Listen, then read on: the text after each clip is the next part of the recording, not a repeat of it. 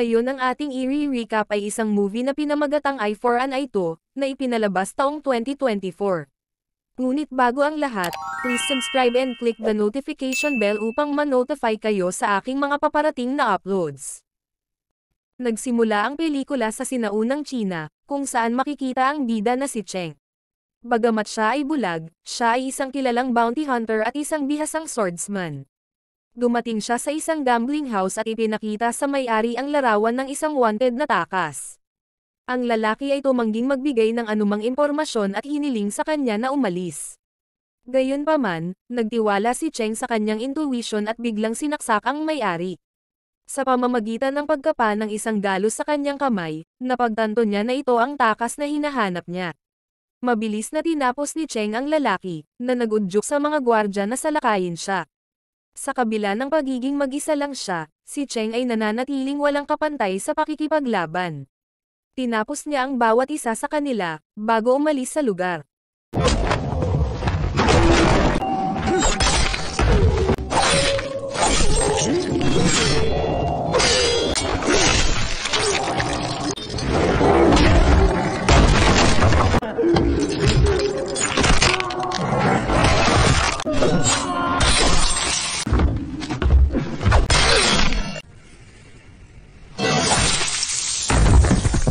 Sa sumunod na eksena, makikilala ang isang 10 taong gulang na ulilang babae na nagngangalang Xiaoyu, at ang kanyang nakababatang kapatid na lalaki. Ang mga bata ay nagnakaw ng ilang pagkain at tumakas, nang mahuli sila ng isang grupo ng mga thugs. Gayunpaman, si Xiaoyu ay isang napakatapang na babae at hindi natatakot sa mga lalaking ito. Kinagat niya pa ang isa sa mga ito at dinuraan ang mukha. Nagalit ang lalaki at inatake siya ng kutsilyo. Ngunit bago niya ito masaktan, dumating si Cheng at binato siya ng laryo. Ginawa niya ito ng may sukdulang katumpakan, sa kabila ng pagiging bulag.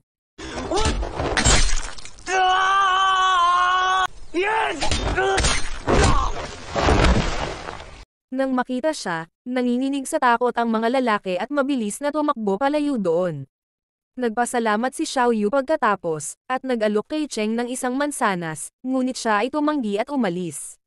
Sa gabi, pumasok si Xiaoyu sa bahay ng isang kapitbahay para magnakaw ng tinapay. Ngunit nahuli siya ng isang dalaga na nagluluto sa kusina. Pinagbantaan siya ng batang babae gamit ang isang patpat, at hiniling na wag siyang saktan. Gayunpaman, ang babae ay mukhang mabait at nag-alok sa kanya ng higit pang tinapay. Mamaya, habang si Xiaoyu ay nagpapatuloy na umalis, ang bahay ay biglang pinasok ng ilang magnanakaw. Ang kanilang pinuno ay isang lalaking nagngangalang Jiulang, na mabilis na ng hostage sa lahat, kasama na ang mabait na babae. Kamakailan lang pala ay pinatay niya ang kanyang asawa, at siya ay walang iba kundi ang kapatid ng babae. Dahil sinubukan na i-report siya ng pamilya, pumunta si Jiulang para patayin silang lahat. Sa lalong madaling panahon, ang kanyang mga tauhan ay nagsimulang umatake sa lahat ng miyembro ng pamilya ng paisa-isa. Matapos silang patayin, nilapitan ni Jiulang ang dalaga at hiniling na sumama sa kanya, at nangako siyang ituturing siyang isang prinsesa. Ngunit tumanggi ang babae, at sa halip ay sinubukan na atakihin siya. Nagalit si Jiulang, at nauwi sa paulit-ulit na pagsaksak hanggang sa mamatay ito. Samantala, pinanood ni Xiaoyu ang buong eksena, mula sa isang kumpol ng mga dayami. Nang naabala ang mga lalaki, sinasamantala niya ang sandali upang tumakas. Ngunit napansin siya ng mga lalaki, at hinabol siya ng isa sa kanila na nagngangalang Yao sa labas. Sa daan, nakasalubong niya si Cheng, na lasing at nagsusuka kung saan-saan. Iniisip ni Yao na isa lang siyang karaniwang bulag, kaya hindi niya ito pinansin. Makalipas ang ilang sandali, bumalik si Cheng sa kanyang tahanan, at nakitang nagtatago si Xiaoyu sa loob. Naririnig din niya ang pagpasok ng mga tulisan sa kanyang bahay at hinahanap ang bata. Napagtanto ang bigat ng sitwasyon, mabilis niyang tinulungan ang batang babae na magtago mula sa kanila. Hinanap ng mga lalaki si Cheng sa buong lugar, ngunit nabigong mahanap siya. Paglabas nila ng bahay, may nakita silang isang bata, na siyang kapatid ni Xiaoyu. Nakasuot ito ng katugmang sapatos kay Cheng, kaya ipinapalagay ng mga lalaki na ito ang parehong bata na hinahabol nila. Pagkatapos ay hinawakan ni Jiulang ang bata at pinasakay sa kabayo. Ang takot na lalaki ay agad na sumipol para sa kanyang kapatid, ngunit sa oras na dumating ito, huli na ang lahat. Itinapon siya ng mga lalaki at tinatapakan siya ng mga paa ng kabayo, hanggang sa siya ay mamatay. Kinaumagahan, isang nawasak na si Xiao Yu ang nakipagkita kay Cheng, at hiniling sa kanya na ipaghiganti ang kanyang kapatid. Nakita niya ang kanyang kakayahan sa pakikipaglaban, at naniniwalang siya lang ang makakatulong sa kanya. Gayunpaman, nilinaw ni Cheng na hindi siya basta-basta na mersenaryo, at pinapatay lang niya ang mga wanted na takas. Sa gabi, umuwi si Cheng pagkatapos ng bounty hunting buong araw. Sa kanyang gulat, hinihintay siya ni Xiao Yu, at ibinunyag na gumuhit siya ng wanted poster. Ibinigay ni Xiao Yu kay Cheng ang papel, at hiniling sa kanya na patayin si Jiulang. Ngunit muli siyang tumanggi at pinalayas siya ng bahay. Kinaumagahan, kailangang maglakbay ni Cheng ng 200 milya ang layo, patungo sa ibang bayan para magtrabaho.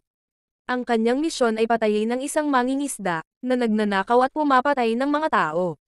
Gayunpaman, sa daan, ang kanyang kabayo ay nawalan ng kontrol, at ang kanyang karwahe ay gumulong pababa sa bangin. Kinuha ni Cheng ang isang bato gamit ang isang kamay, at nagsimulang umakyat. Sa gitna nito, may hindi inaasahang humawak sa kanyang binti, at ito pala ay si Xiao Yu. Napag-alaman na nagtago siya sa kanyang karwahe, at sinundan siya sa buong daan. Kahit galit, hinawakan ni Cheng ang maliit na babae, at sabay silang umakyat. Wala na siyang choice kundi dalhin siya sa kanyang destinasyon. Makalipas ang ilang araw na paglalakad, dumating ang dalawa sa nasabing lokasyon, at nakipagkita sa mangingisda habang nagpapanggap na mga bisita. Sa kabila ng pagkakaalam sa tunay na pagkakakilanlan ni Cheng, ang mangingisda ay kumilos na kunyari ay walang kaalam-alam, at binigyan si Cheng ng isang baso ng alak. Samantala, naglalaro si Xiao Yu sa gilid ng lawa, nang mapansin niya ang isang putol na kamay. Sa sobrang takot ay napasigaw siya, at mabilis na binalaan si Cheng. Dahil dito, naganap ang labanan sa pagitan ni Cheng at ng mangingisda.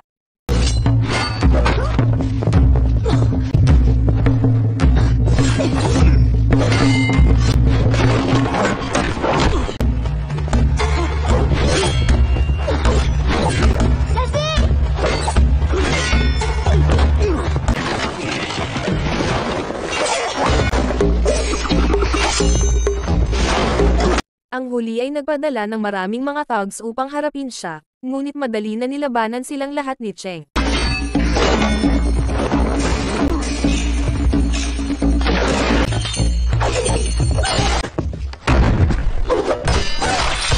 Matapos patayin ang lahat, hinabol niya ang mangingisda at sinaktan ito ng husto.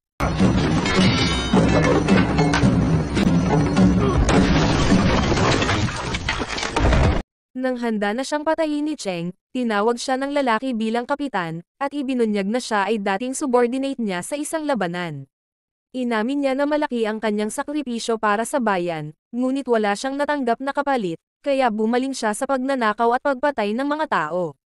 Pagkatapos ay humingi ng awa ang mangingisda, ngunit kinuha ni Cheng ang isang espada at pinutol ang kanyang leeg.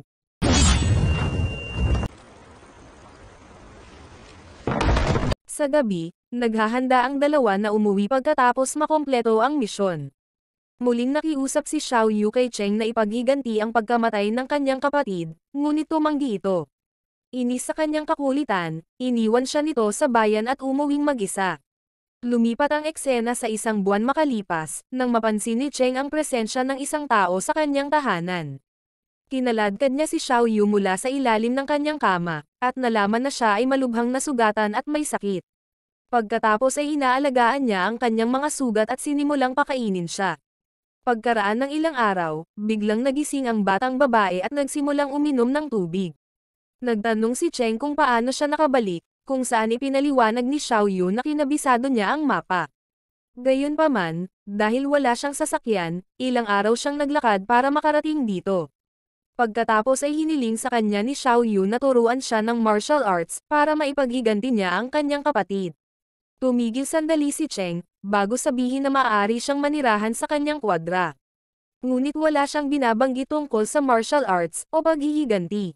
Sa mga sumunod na araw, si Xiao Yu ang nagsisilbing mga mata ni Cheng.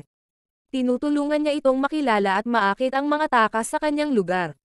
Dahil dito, mas naging matagumpay ang kanyang bounty hunting business, at kumikita siya ng malaking pera. Nagiging malapit sila sa paglipas ng panahon, at kalaunan ay pinatulog siya ni Cheng sa bahay, sa halip na sa kwadra. Isang araw, habang ginagamot ni Xiao Yu ang kanyang mga sugat, napansin niya ang maraming galos sa kanyang katawan, at nagtanong tungkol sa mga ito. Sumagot si Cheng na siya noon ay nasa isang labanan, upang ipagtanggol ang kanyang bayan, ang Chang'an. Ibinunyag din niya na nagsusumikap siyang makaipon ng sapat na pera, para makauwi at mamuhay ng payapa. Makalipas ang mga araw, dumating si Xiao Yu sa isang entertainment venue, habang naghahanap ng impormasyon tungkol sa ilang takas. Sa panahong ito, napansin niya si Jiu Lang sa isa sa mga silid, na ikinagulat niya.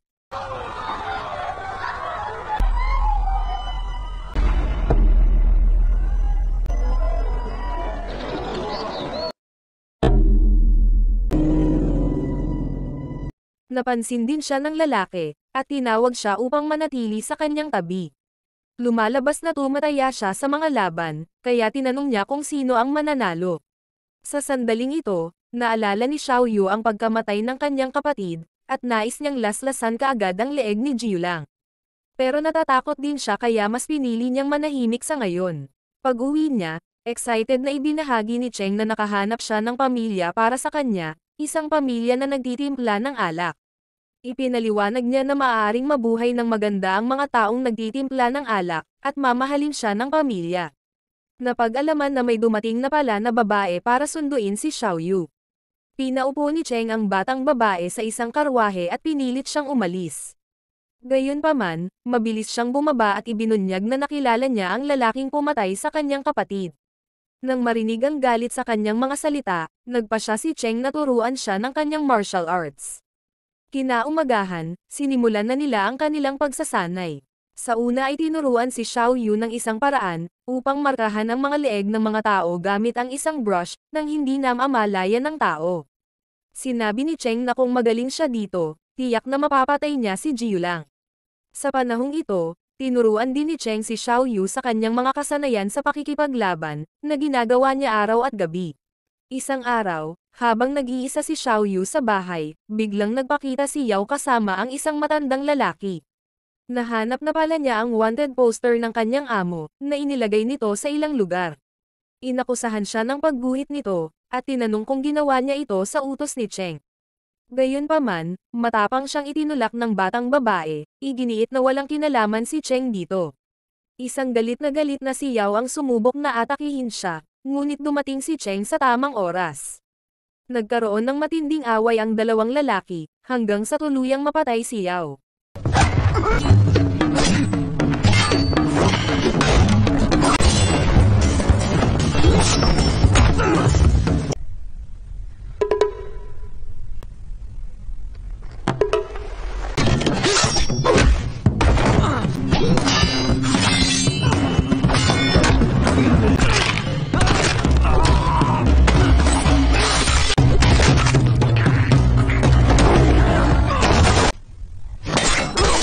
Pagkatapos nito, pinuntahan niya ang matandang lalaki, na isa rin sa mga thugs.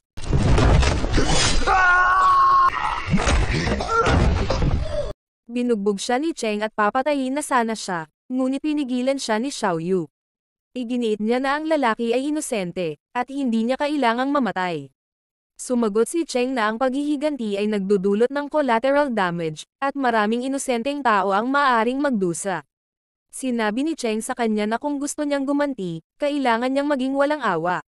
Gayunpaman, naiiyak na inamin ni Xiao Yu na nagbago na ang kanyang isip, at ayaw na niyang ipaghiganti ang kanyang kapatid. Nang marinig ito, sa wakas ay pinakawalan ni Cheng ang matanda. Sa sumunod na eksena, nagpa siya ang dalawa na umalis sa nakamamatay na lungsod, at mamuhay ng normal sa Chang'an. Pagkaraan ng ilang sandali ng paglalakbay, nagtayo sila ng camp at nagbabalak na magpahinga para sa gabi. Sinabi ni Xiao Yu na gusto niyang ibigay ang isa niyang mata, para makakita si Cheng. Labis na naantig si Cheng sa kanyang alok, ngunit sinabi niyang hindi ito kailangan. Kinaumagahan, nagulat siya nang malaman niyang wala na si Xiao Yu sa camp. Sa pagtatanong sa isa pang manlalakbay, nalaman niyang bumalik ito sa bayan noong nakaraang gabi. Biglang natakot si Cheng, kaya agad niyang ibinalik ang kanyang kabayo at tumungo sa lungsod.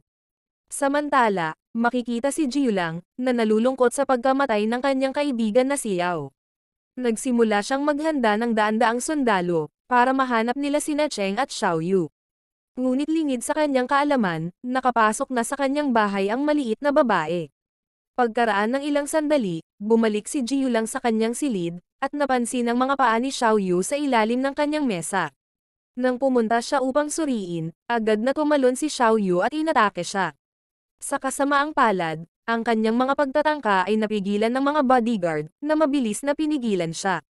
Nilabanan ni Xiaoyu ang lahat ng mga diskarte na itinuro sa kanya ni Cheng, ngunit walang resulta.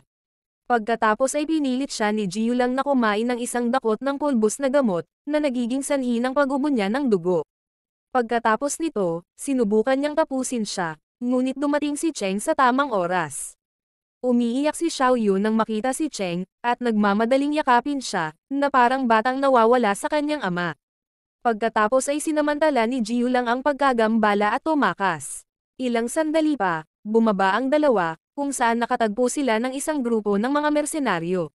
Ginamit ni Cheng ang kanyang hindi kapani-paniwala na kakayahan sa espada, para talunin ang sunod-sunod na pag-atake. Kahit na inilabas niya ang lahat ng kanyang lakas, patuloy na lumalaki ang grupo, hanggang sa pareho silang na-corner na walang paraan.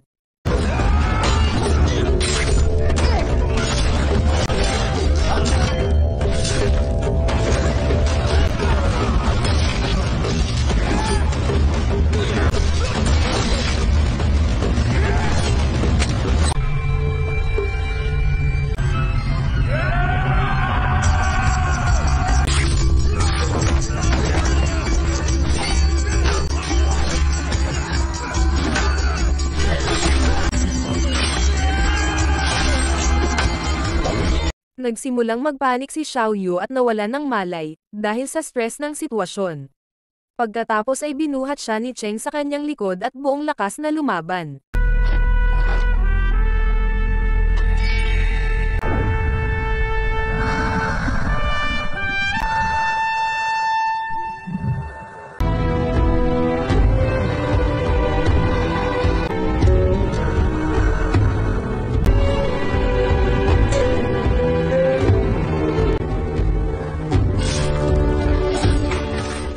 Sa huli, siya ay malubhang nasugatan, ngunit kahit papaano ay nagtagumpay na talunin ang buong hukbo. Pagkatapos ay hinabol niya si Jiulang, at ang dalawang lalaki ay naglalaban.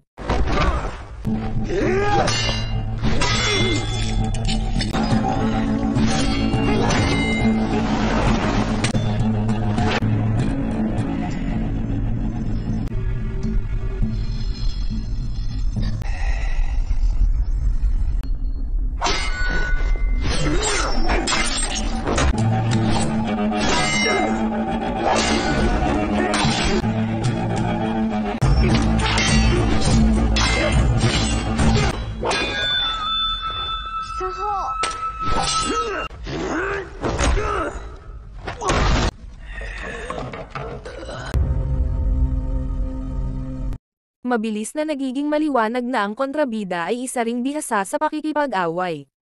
Matapos ang isang mahaba at matinding labanan, nagawa niyang brutal na saksakin si Cheng ng ilang beses. Naging sanhi ito ng pagbagsak ni Cheng sa lupa, sa lusak ng sarili niyang dugo. Si Jiulang ay nagpatuloy upang tapusin siya, ngunit biglang nagising si Xiaoyu at hinawakan ang kanyang binti, pinigilan siyang makagalaw. Sinamantala ng husto ang pagkakataong ito, kahit papaano ay bumangon si Cheng at sinaksak si Jiulang sa lalamunan, sa wakas ay pinatay siya.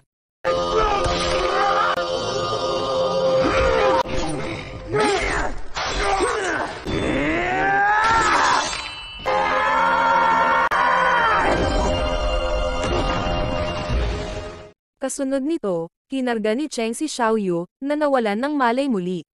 Pagkatapos ay niyakap siya nito ng mahigpit at hinaplos ang buhok nito. Sinabi ni Cheng na tapos na niyang naipaghiganti ang kanyang kapatid, kaya gusto na niyang pumunta sa kanyang bayan.